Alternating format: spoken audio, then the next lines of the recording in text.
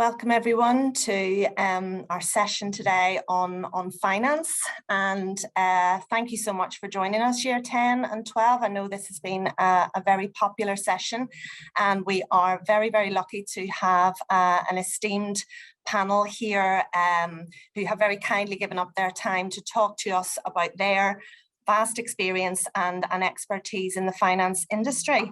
So first of all, I'll welcome Tola Curl, who is Group Finance Director with Boparan Private Office. Welcome, Tola, thank you. And then we have Ramon Param, who is MD for North America of PCB Partners. Welcome, Ramon. We have Paul Anderson with us, who is Global Head of Listed Derivatives and Clearing at Deutsche Bank. And Mark Gross, who is Head of Development Capital at Downing LLP. Welcome, Mark. Then we have Tom James, who is an independent financial advisor. Welcome, Tom. And we have Howell Franklin, who is Head of European Equities at Mirabeau Asset Management. So listen, thank you all so much for joining us, and as I said, for giving up your time to join us today and to speak to us about finance. So I'm just going to ask some questions, everyone, to each of the panelists in turn. Towards the end of our presentation, you will have time to ask questions. I'm sure you will have plenty. So the last sort of 10 to 15 minutes we will give over to questions. But I will start off, first of all, by asking Tom, would you say, Tom, that your degree helped you to get into your current company and role? And can you tell us a little bit about that? Yeah, of course, yeah. Yes, I did a degree in history, which is not really specific, going into finance or to financial advice. But it was, a really good degree. There are a lot of good skills that I developed during that degree. That's very helpful in my job today.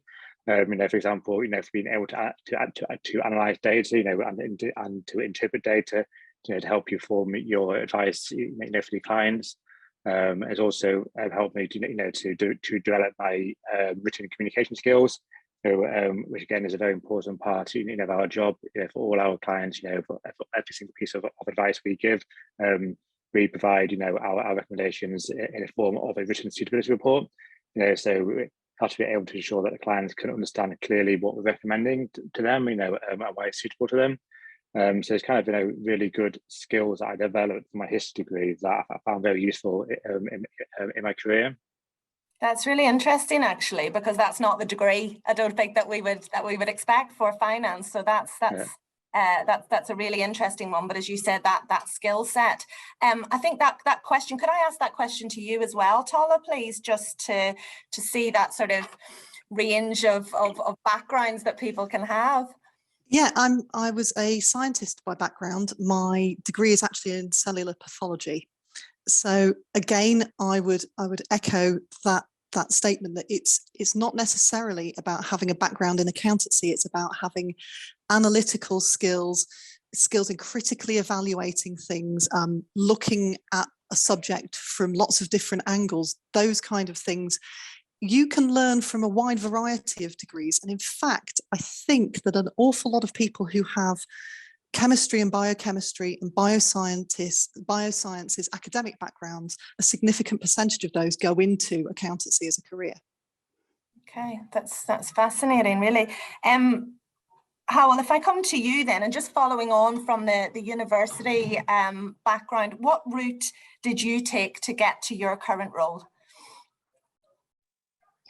Yeah, so I studied languages. So I did French and German. Yeah.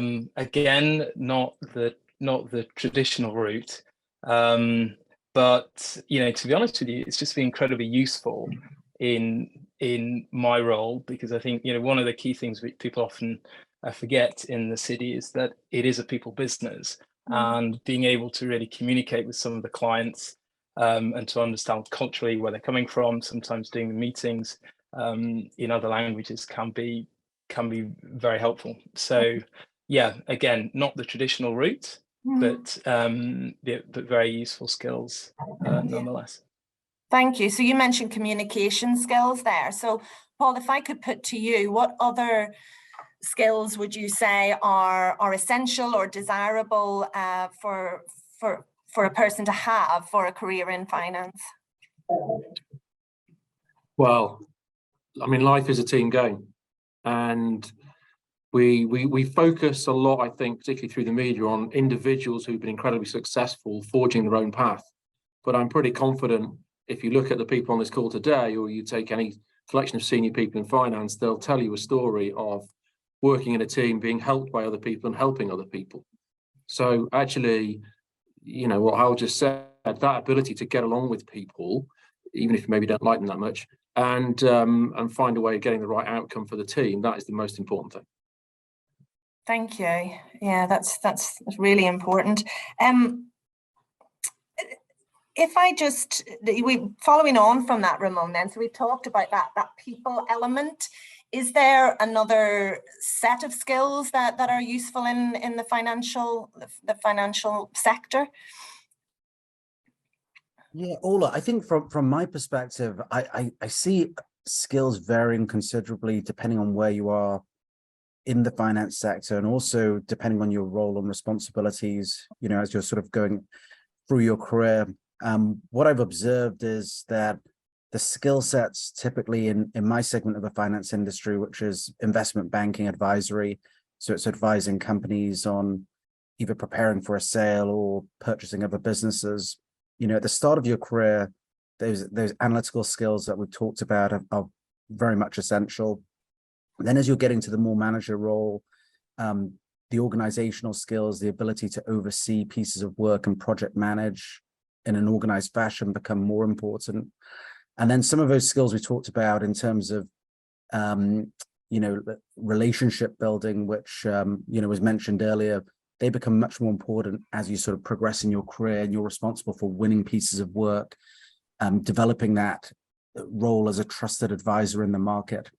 So those relationship skills, presentation skills, personable skills become ever more important, and they're incredibly valuable as you sort of develop in your career path. Thank you. So really we're talking about a range of skills, as you said, and that ability to be flexible and adapt to the role and the project and so on. Mark, if I can come to you. So since leaving LGS, would you say that your education and career have taken you on a direct path, a linear path to get to where you are? To some extent, yes. I think when I was at school, it wasn't obvious to me what I wanted to do, kind of what career path. I think my head of sixth form at the time, a chap called Mr. Ellsworth, was very helpful. Actually, the biggest bump in the road that I've had on my career path, really, which is quite fortunate, was actually my A-level results. I didn't get what I wanted to go to the university I wanted, which was UMIST.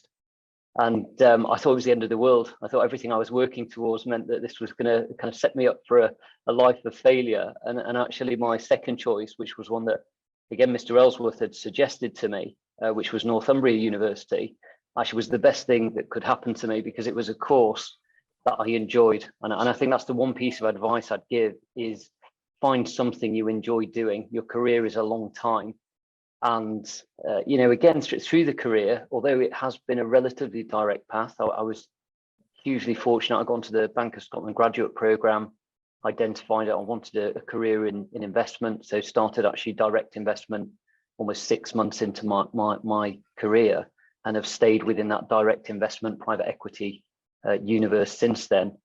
You know, there are times when the market's good and things are going great. There's times where you have these challenges and you have to adapt. Again, I think Paul's point is absolutely right. It's the people around you that you're working with. So you feel like there's headwinds or hurdles, and how do we overcome them? But generally, you do. Markets move up and down. But no, my biggest hurdle was probably right at the very start of my career. But it's finding the things that you enjoy, and there's lots, as we've seen today on the call. There's so many different aspects to finance. There's so many different types of roles within finance, and even roles that you think are the same, actually different organizations and the different people that you work with I mean, one role can be hugely enjoyable and you're having the time of your life and you think it's fantastic. And the same role in another organization, if the culture isn't right or your fit isn't right, or again, it's the wrong point in the cycle, you can have a very different experience. So just trying to get as much experience, speak to as many people as you can. So when you set up on that path for your career, you're as informed as you can be, but it's just speaking to other people, which I think I'd recommend.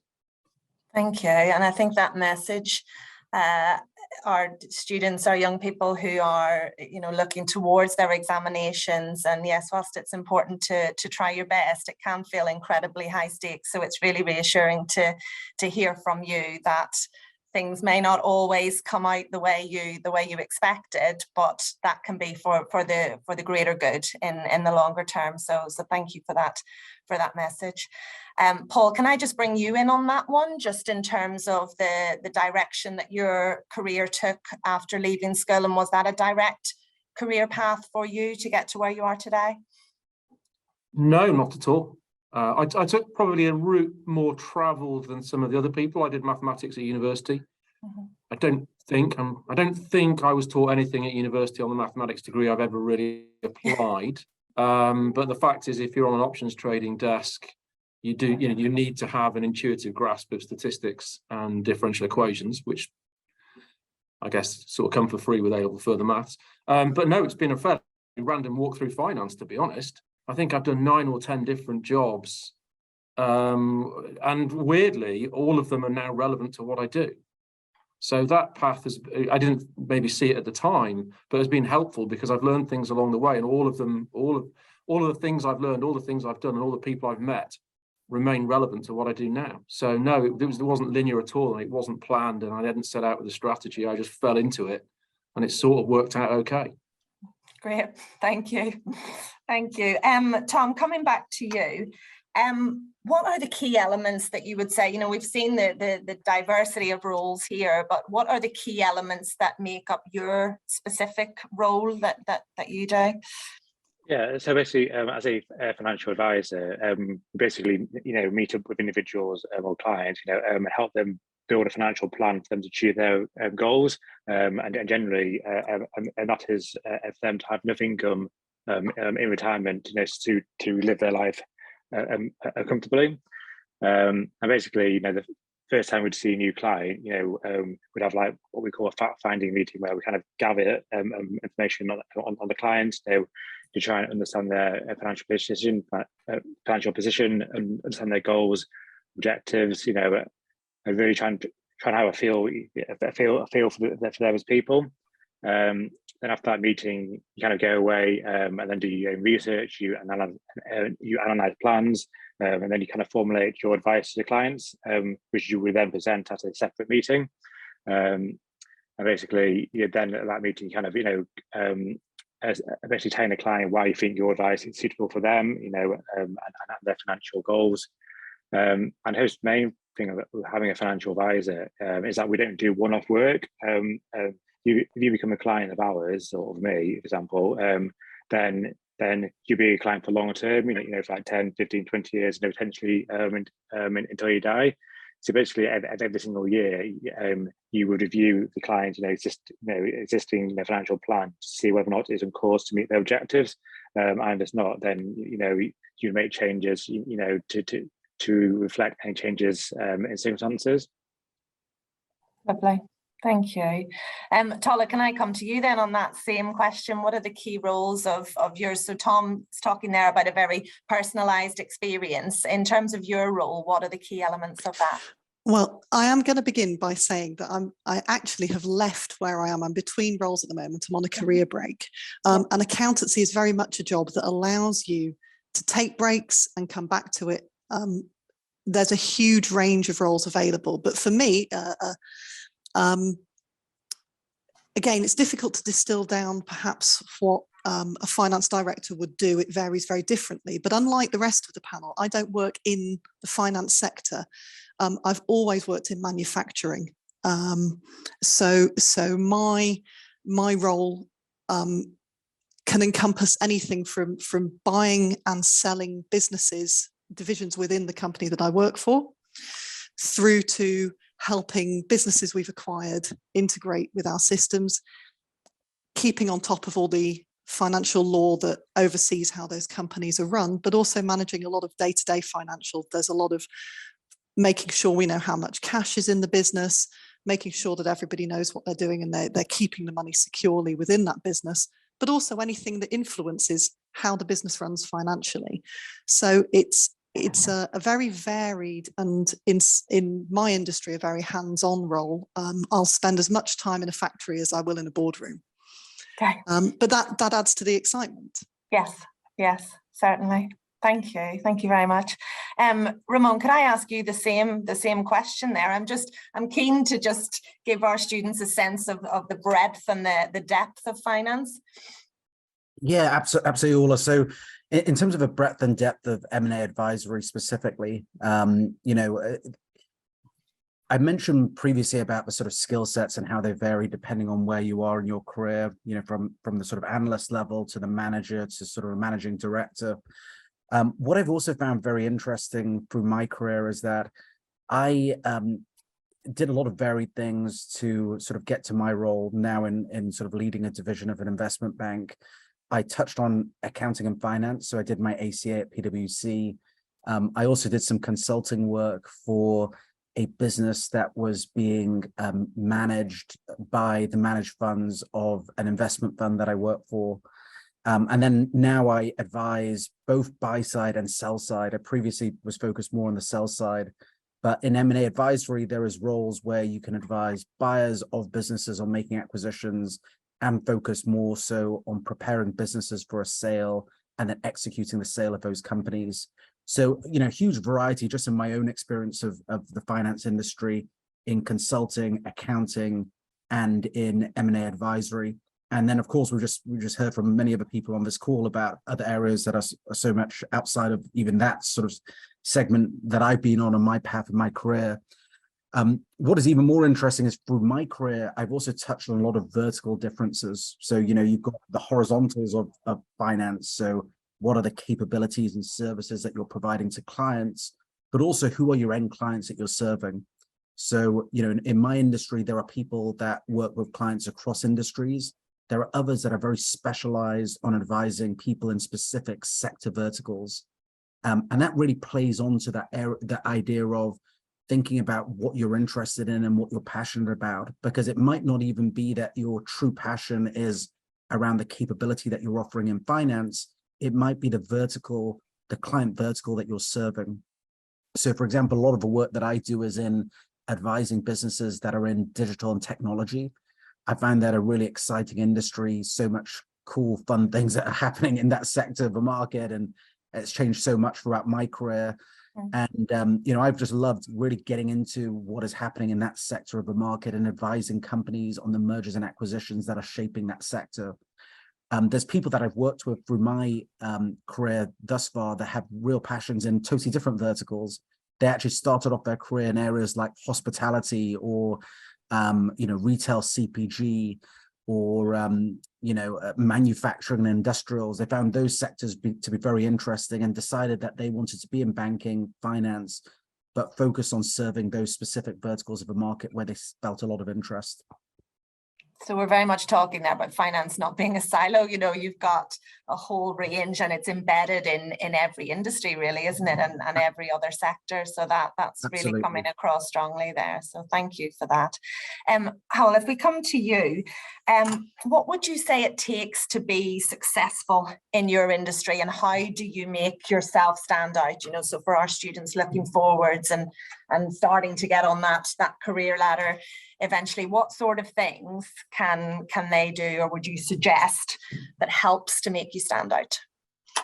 Yeah, so I think some of the themes have been mentioned to a degree. I mean, I think, you know, when you're starting out, then the analytical skills are really, really important. You know, it is an incredibly competitive industry, and, you know, the kind of game stakes, if you like, are, you know, having that kind of analytical, numerical skill set in a range of areas. But I think that, you know, as you get later in your career, then I think some of the personal skills become much more important. But one of the things I would say is that having that breadth of interests and actually being able to listen, remembering that this is actually a people business, and you don't know where your next deal is going to come from, what your next kind of client is going to come from. And often, one of the bizarre things is that it's not,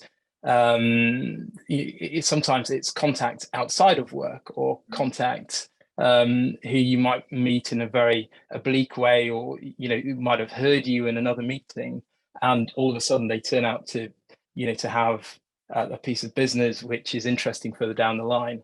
And I think that some of the soft skills, like being able to connect to people, being able to understand what really drives them, what drives their business, what's important for them, is very important. I think that's one of the things that's really helped me in my career, just thinking more about, how do I help this person to get their business to the next level, or what are the pressures which are really acting on this individual. And I think, the people skills are an element which is often easily forgotten when we talk about finance. Yeah, so you're talking really about emotional intelligence there as well, and really keeping, I suppose, an ear to the ground in the external environment. And I suppose that touches on what Ramon talked about in terms of the ever-changing markets and new opportunities in different areas. Paul, would you agree with that? Would that chime with your experience? Yeah, I don't think there's any need to expand on it, really. That's absolutely accurate. Yeah, perfect. Can I ask you then, Paul, what are the key things that you took from school that have helped you to shape your career? I think there was an emphasis on this school when I was here on honesty and integrity, and they are. I mean, the only thing that stays with you through your entire career is your name. You can never walk away from your name.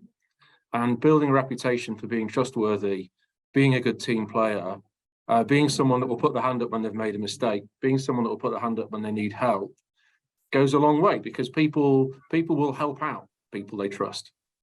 And I was just talking to Mr. Jolly, I can't bring myself to call him by his first name, over lunch, and he said something to me.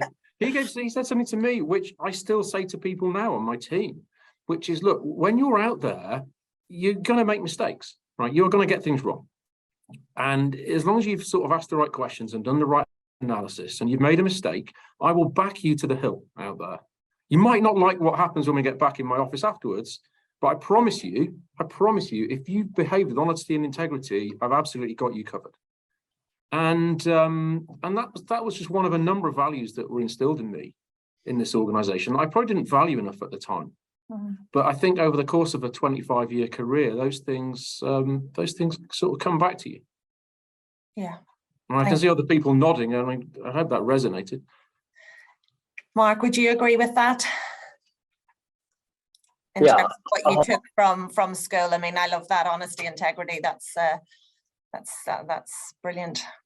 I think some of the lessons you learn from school, you don't actually really appreciate till much further down the line. That's certainly my case. You realize some of the scenarios, some of the kind of the way that you learn, certainly the team sports. Actually, I was never the most sporty person, but I always tried to participate in things. And actually, you look back now and realize, you talked about emotional intelligence, and again, it's one of these things that I think it doesn't matter what type of job you do, you have to interact with other people. And emotional intelligence, even kind of a point that Highwell made, I think, which was about, we're absolutely spot on. Kind of at the start of your career, it's much more technical, and as you move through, actually, the technical becomes less important, and the interpersonal and emotion becomes more important. What I would say, actually, though, and something that comes from school, is a hunger, a drive to want to learn, because actually, some of, speaking honestly, some of the disappointments we have through the recruitment, sometimes it's the most academic people who on paper have excelled all the way through their school life. When they get into the workplace, there's an expectation of, right, well, I've done all of that. Now, where's my payback? Where's the rewards?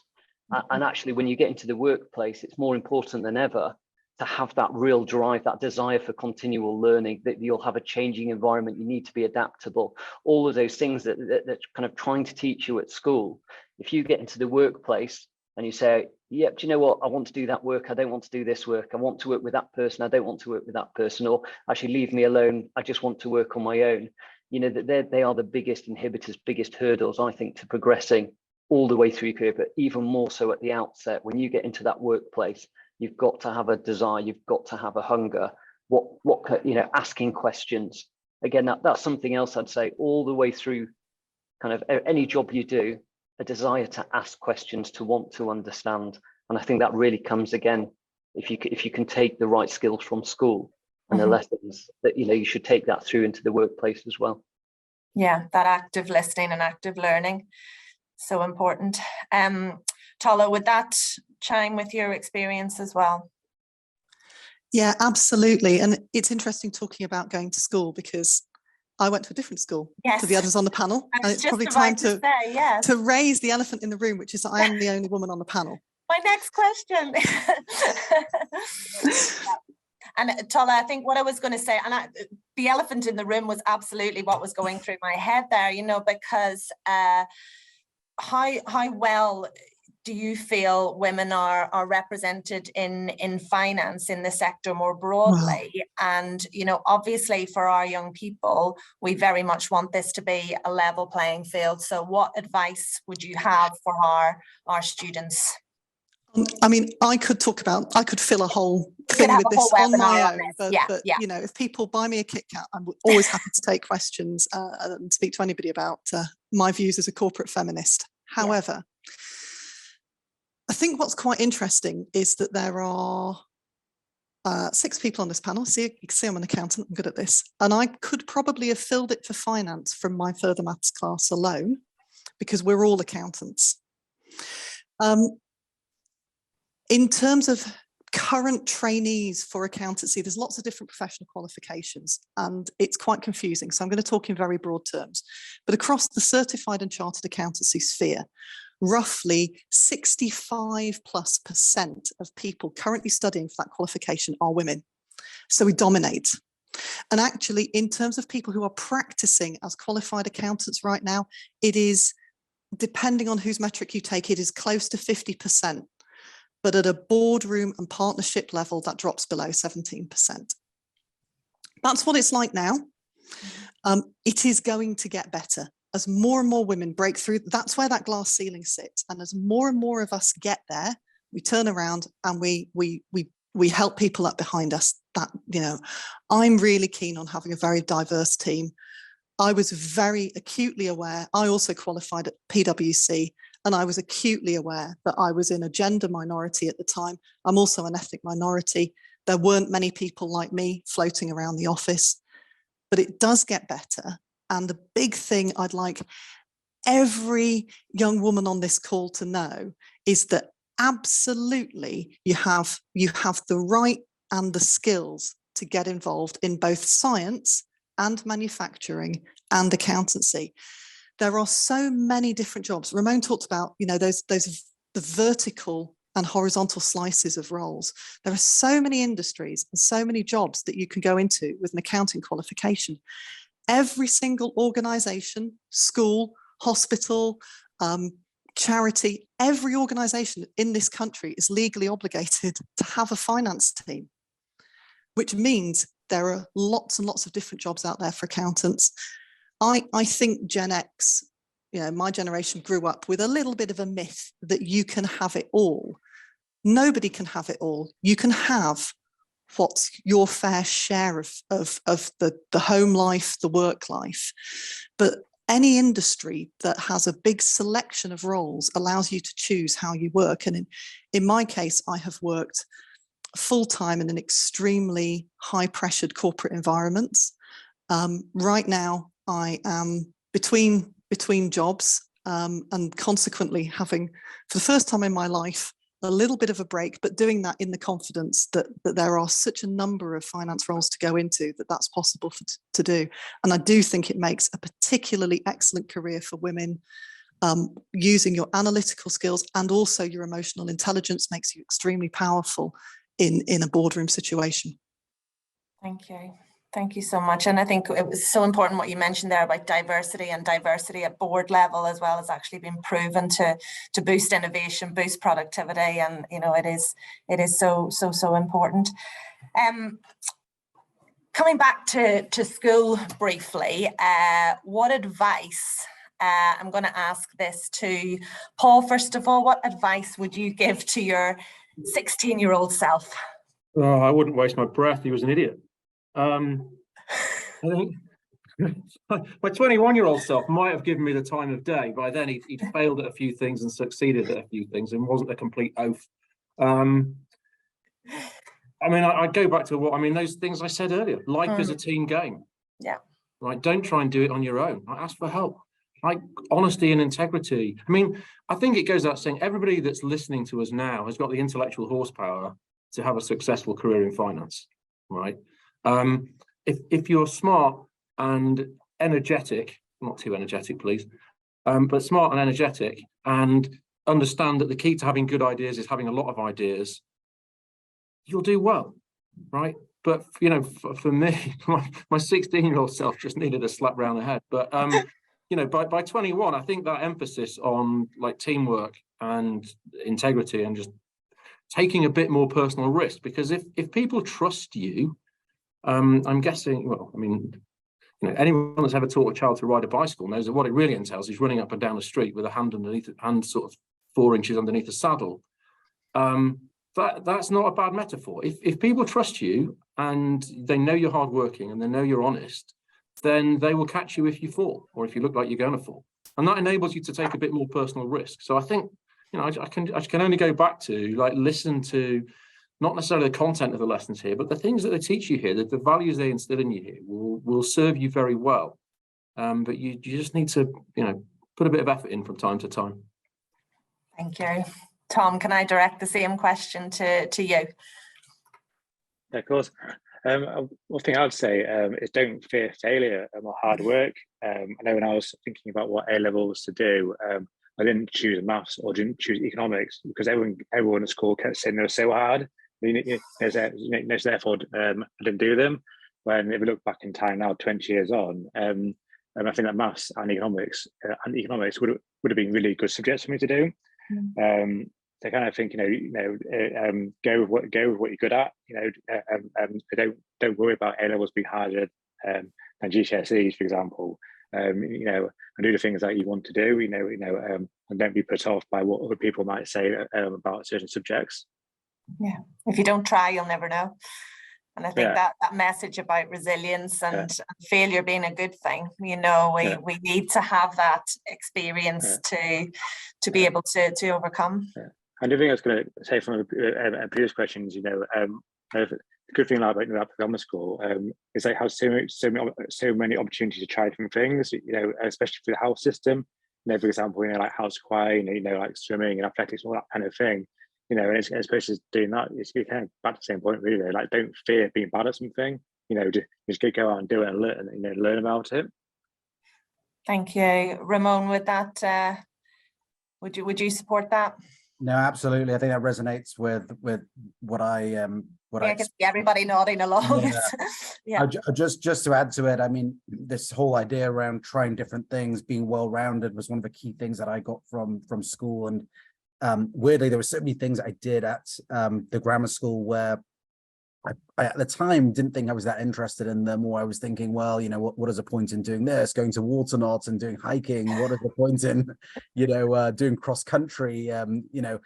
Years later, I start to think, wait a second, actually, there was some enjoyment I got out of that. And I started to follow some of these passions where there weren't things I was particularly excited at school, but the breadth of opportunity that I had to try different things really did set me up well later in life to sort of find out what my passions were and sort of take things deeper.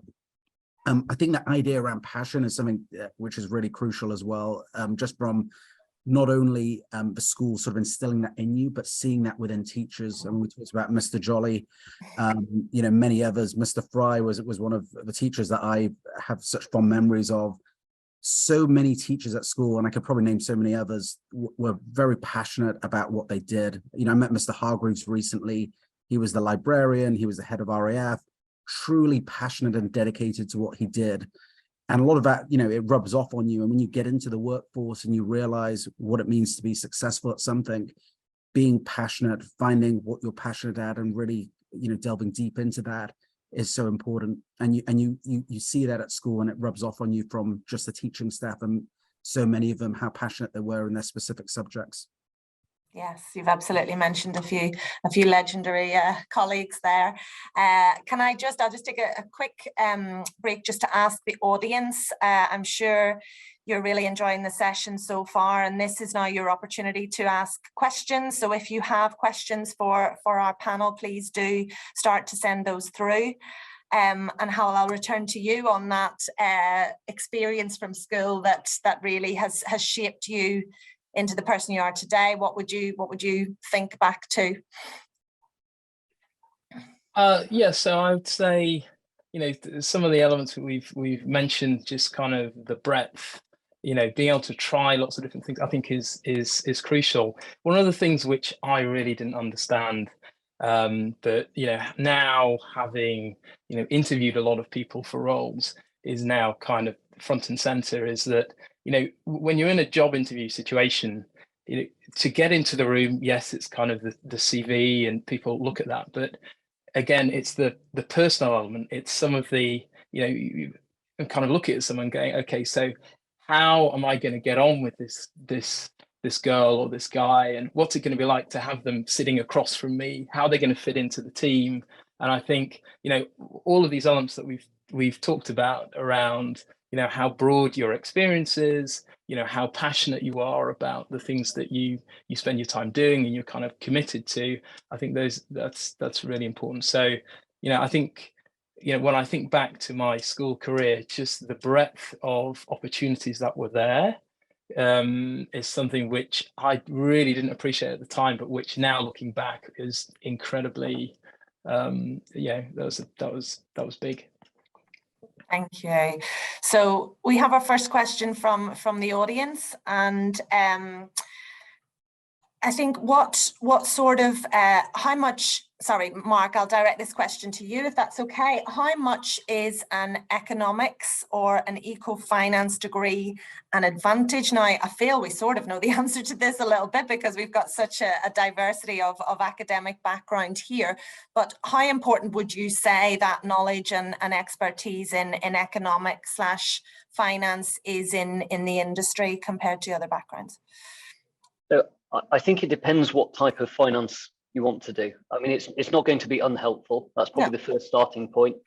You know, if you want to go kind of down kind of roles which require a broader macro understanding of the environment, again, typically once you get into the workplace, if something's particularly important to a role and they've seen kind of within the skill set that you've got something that they like, they will support you, they will give you training, they will give you kind of a sense towards it.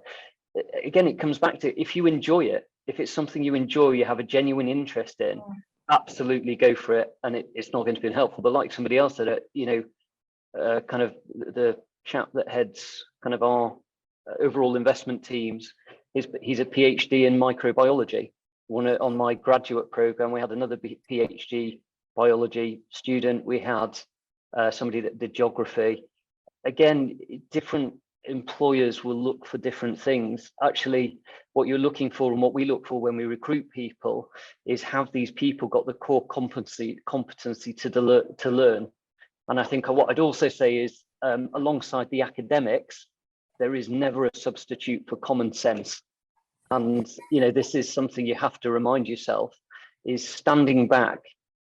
Trying to be the cleverest person in the room isn't always good. You know, standing back, asking why, not being afraid, having the confidence to be able to say, can you just explain that to me? I'm not sure I understand it. When everyone else seems to be nodding, actually, there could be a whole load of people in the room saying, thank goodness they asked the question. So again, you know, these subjects, of course, kind of numeric, quantitative, they are going to be helpful for a career in finance. But there's so many other aspects to finance, particularly within my role. We do strategy, legal, insurance, you know, obviously the number side of things.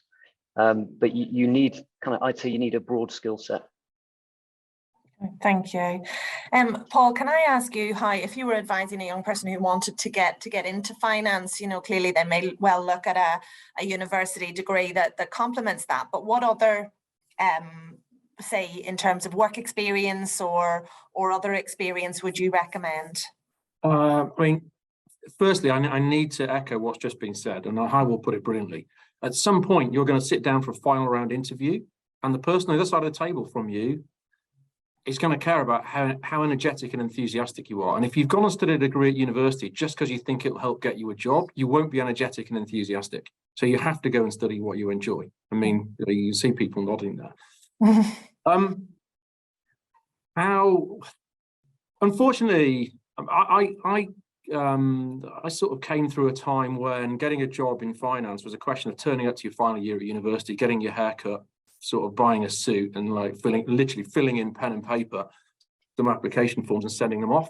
These days, it's a bit more, needs a bit more advanced planning. By the time you go to university in your first year, the big employers will be advertising things like spring weeks, which often happen around Easter time in the first year. Those are really about, I mean, they're more work shadowing and work experience. Really what it's all about is the penultimate year, so just before your final year in university, getting a summer internship or a summer placement somewhere in the industry. And I had the luxury of enjoying my summer holidays, but these days those things are essential. And I'm not making this up. We normally fill our graduate program from the summer internship program. So people that are turning up to the final year and thinking, right, I've had my haircut, I've bought my suit, let's start filling in form. They've missed it. It's gone. Like the seats you really want at the big multinationals. And other opinions may differ. I think a seat at a big multinational is helpful because they can rotate you round until you find what we call a love match, which is where you love the job and they love you. And there's such a smorgasbord of stuff in the industry. It really is worth exploring around until you find the right home. But unfortunately for you, you need to be on your toes in your first and second year at university, looking out for those, evenings of people that are coming in to talk to you, running trading games, and getting on the radar for those intern programs. Yeah, so those things that are going to really set you apart. Yeah. Tola, would you agree with that, or anything to add? Absolutely, I'd agree with that. And I'd also say everybody talked a lot about, we've had a lot of talk about being passionate about things. I'd also say be prepared to be flexible.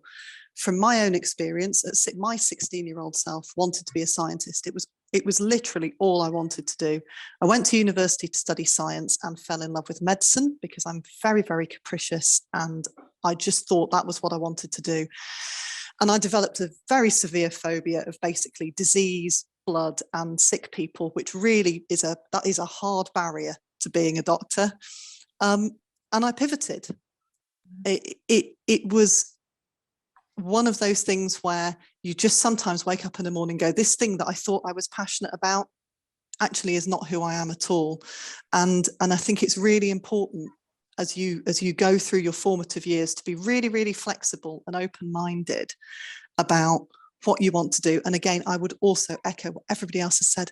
Do something for A-level and at university that you enjoy, because you're not going to get the chance to do something fun again.